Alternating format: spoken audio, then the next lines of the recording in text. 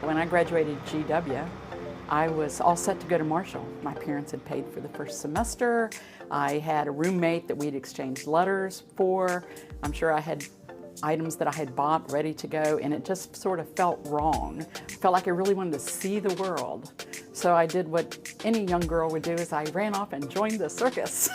You don't really run off, they audition you and they send you a plane ticket, but it's much more romantic to say that you ran off and joined the circus.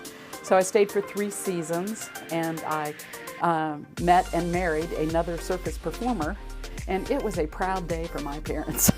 We had both been gymnasts and performers, and we said, gee, let's not get real jobs, let's open up a gymnastics school. So that's what we did, and for the next 22 years, we helped young gymnasts in West Virginia in the tri-state area learn the skill of gymnastics, which is a great sport for people. It teaches you how to win with grace and lose without shame, and how to fail, which is an important skill, how to fail and still move on and move forward. So at that time in my life, I was making a personal change, and I decided I wanted to go into photography.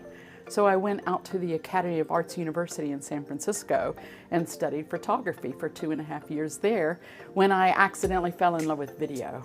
And so I just changed all my plans and became a producer and director for video, and have spent 22 years in the Silicon Valley with some of the biggest companies you've heard of. I've done cadaver videos that test new medical devices. I've done about 10 or 11 of those, the latest cutting edge in medical device. I've done FDA videos that you have very specific rules around. I've done banking industry. I've done 32 biotech companies.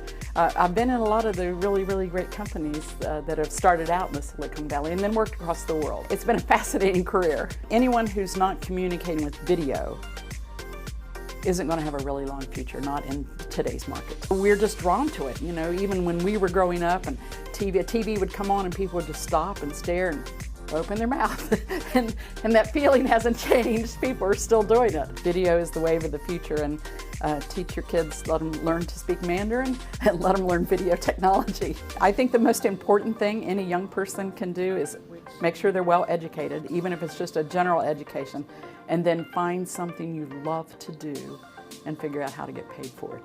And you will never work a day in your life if you love what you're doing.